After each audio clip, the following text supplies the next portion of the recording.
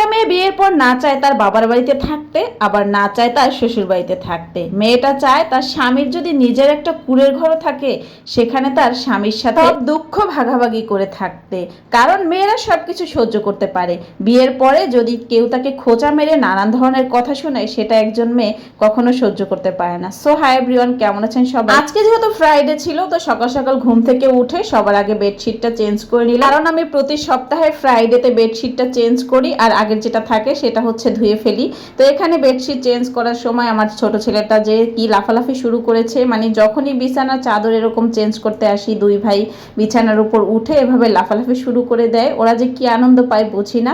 তো এখানে আমি একটা রেড কালার বিছানার চাদর দিয়ে দিলাম। ঝটফট আমি হচ্ছে সবার ফার্স্টে বেডটাকে ক্লিন করে চাদরটাকে পেরে দিয়েছি। এখন আরো অনেক কাজ আছে, সেগুলো করতে হবে, যেহেতু আজকে ফ্রাইডে আর মাহাদি তার বাবার সাথে নামাজে যাবে। তাই তো এখানে তার পাঞ্জাবিটা আমি আয়রন করে দিচ্ছিলাম, যেহেতু ধুয়ে ওয়ার্ড্রোপে রাখা ছিল, একদমই অবস্থা খারাপ।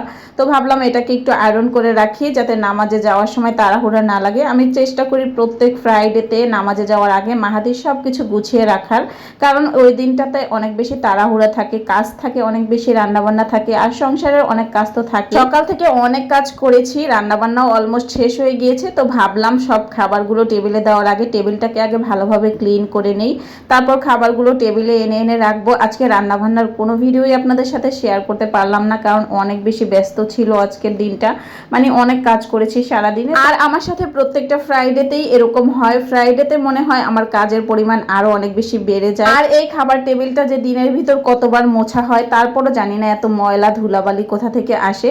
তো এটাকে ভালোভাবে ক্লিন করার পর এখন আজকে যা যা রান্না করেছি সব কিছু আমি টেবিলে সার্ভ করে দিচ্ছিলাম। আর আজকে ফ্রাইডে হলেও কিন্তু একদম সিম্পল খাবার দাবার রান্না হয়েছে। মিষ্টি কুমড়া ভাজি করেছিলাম, করলা ভাজি করেছিলাম, আর আমার ছেলেদের জন্য মাছ ভাজি করেছিলাম। আর এখানে আমি ট্যাংরা মাছ দিয়ে, আলু দিয়ে, টমেটো দিয়ে একটা ঝোল করেছিলাম। এগুলোই রান্নাবান্না করেছি। আর এখানে কিন্তু মাহাদি শাওয়ার নিয়ে নিয়েছে, এখন ওকে রেডি করে দিব যাতে ওর বাবার সাথে নামাজে চলে যেতে পারে। আলহামদুলিল্লাহ, মাশাআল্লাহ, আমার ছেলেটা প্রত্যেক ফ্রাইডেতে তার বাবার সাথে নামাজে যায়। যদি বাই চান্স কোনো একটা ফ্রাইডেতে মিস হয়ে যায়, সে অনেক বেশি কান্নাকাটি শুরু করে দেয়, কেন যেতে পারলো না। আর সে অনেক বেশি এক্সাইটেড থাকে কখন সে বাবার সাথে নামাজে যাবে, এর জন্য আর কি। তো তাকে নামাজে পাঠিয়ে দেওয়ার পর এখন আরো যা যা কাজ আছে টুকিটাকি, ওগুলো আমি শেষ করে শাওয়ার নিয়ে তারপর হচ্ছে খাওয়া দাওয়া করব। যেহেতু আমার দুইটা বেবি, ওদেরকে খাওয়াতে খাওয়াতেই আমার প্রায় 1.5 থেকে 2 ঘন্টা লেগে যায়।